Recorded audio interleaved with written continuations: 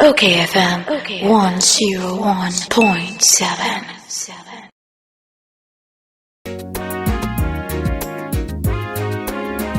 Okay, 101.7 FM Sueni Ghana de Shmaima ene yamamuni na jo ebranso se de abrabo padwumadi ebramo se de ye no ebnada enumre bi ebra de no nsia kase bono abawie ene nso yatenase a ye ba bedi ye ho nkomo ye frem yakosu agwoabo jo betimi ya frem yakosu enhira na sani abrabo padwumadi ye chance a yetu ye hofo yesua de ansa ne ani abedwafo atwetwe nkomo no ene topic amedema wo no you are not your mistake. You are not your mistake. Now, already a friend Jordan Ross Belfort, no July 9, 1962, Sabri Wanya 57 years. Now, already minim so watch a movie be a friend The Wolf of Wall Street 2013 and about out. Now, Abranti in 1999 were pleaded guilty to fraud and related crimes and in for stock market manipulation. Ekwan fa so di ne dwuma na ensem fata eti ye de no ekotum ye de ne tum 22 months bosome makomako aduonu mienu na mistake awo ye na kire wo ba bonten wo se mayemfom so pa momfa me bone encheme me fa akwati kwan so epremi ho kope sika na sika no ekowi ase prison ene ye de metoye nanso ebra so se mesua bibi efri mu enne owura yi a ye fa ne Jordan Ross Belfort wo ye American author wo ye motivational speaker wa chotro nwuma bebre ni mistake awo ye de no kotu mu no ne hyebre asesa ne mfom so no anka na nhye enti you are not your mistake ne story no ena me pese me di show nkran wo abrabo pa edwumade so obra ye boyi wo bia yamfomso nanso sa wo yamfomso a wo betimi amamfomso no aka wa hye na abubu ana emfomso no betimi aye springboard bi aye nyinaso bi a wo betimi apem de akowanim wonim sa wo hye bible mu a Judas and Peter wo mu nyina yamfomso baako they all betray Jesus wo mu nyina ye Yesu eman nanso Judas de ebre wo hu ne mfomso no wantimi amfa ne bone anche ne ho wa ma ho kwan anse bone fache okohange ne self ena wo wuye wo ye mistake the same thing or betray Jesus. Nansu Peter de oye Yesu ma ye ne mprensa so no Peter ebe ye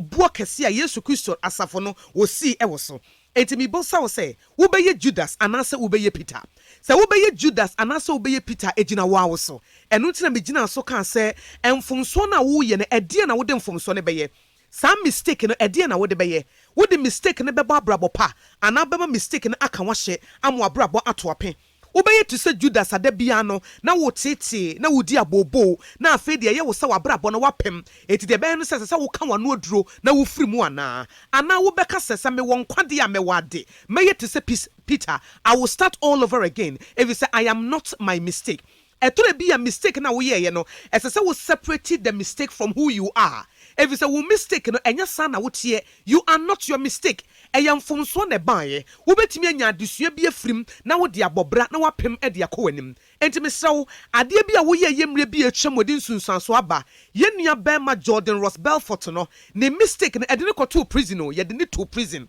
and now free prison aba bonten aba betro nwoma ama na ye motivational speaker ama wo kɔ nanim ama wasan shabrabo na se a wo hawpa ene sei edie na ye wo se wontimi nsori biem edie na ye wo se wontimi anyina wo naso biem odofo wo betimi agina wo naso ama na ye ye onim said the prodigal son ebra wo gene ne papa ho ne die na japade nyina na wo westi sika no wo wiase esai no ebra wo ban ne papa san agi ne biem ema na awo atu enti wo mfom so bi a why said the prodigal son and I said the prodigal daughter say wo be fia onyame se you are not your mistake wo ye onyankopon ba wo je utum emfom so ne baye wo betimi asua bibi afrim na wo do mistake na ato achi da bia wo bobna da bia wo kasa a me mistake am ye ena me ye se me pa cho wontimi nkɔ wachi ensesa no your mistakes no they are in your past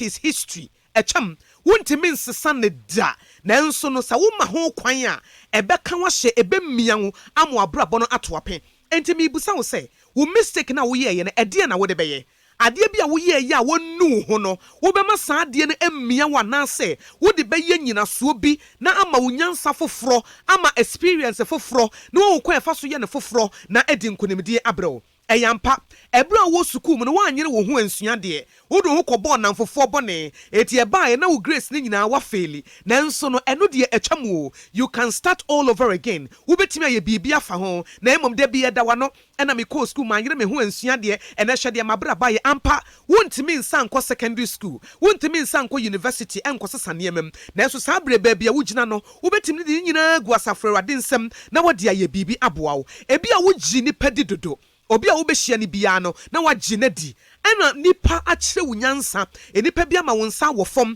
enti you are not your mistake menka say de nipa ye minti ene menka say nipa ho biem ene de nipa ye me na de bia na da wa no ye wo nipa bonefo wo ho ene wo nipa papa wo ho se wo hye nipa bonefo no ma kyere wo nyansa wo do niema sisi yi wo ko hye wo bia wo nyi nipa nintentem wo bema wo mo ene wo trust ansa na wo di wo gidie bi ama wo mo enti mistake no eya na to de bia enye kwa wo ye betimi agina mistake ne so ne de anya adesua ne yapem e de akoyenem enti you are not your mistake, you are a child of God. Enti hye nso sa ebi a wo si so ba ma bi a wo hia no wo ka kire ne sa wo do no ene ono nso wo do ene ono ko fa nyinsan baaye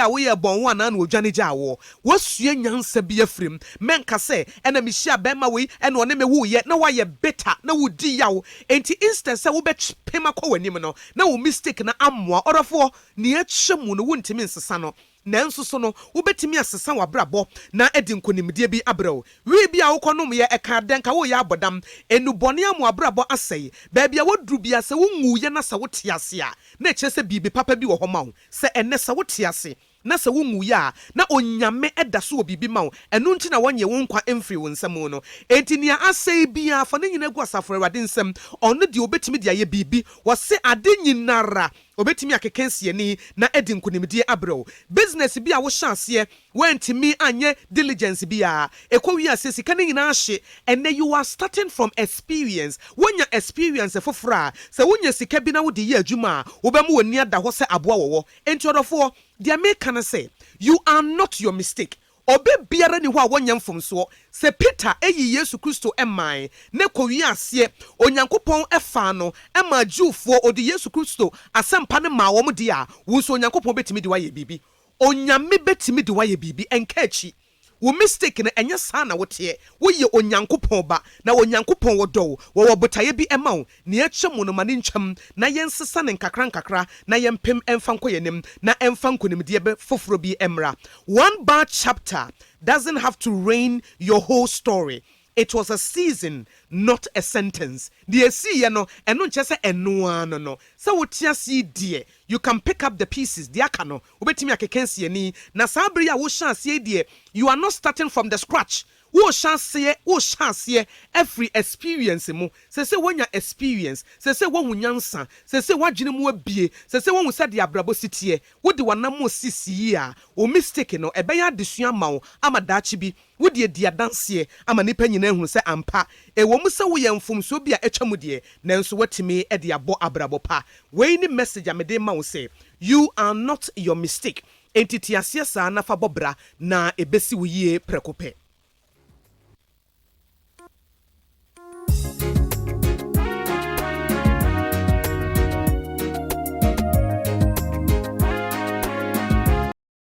Okay FM 101.7.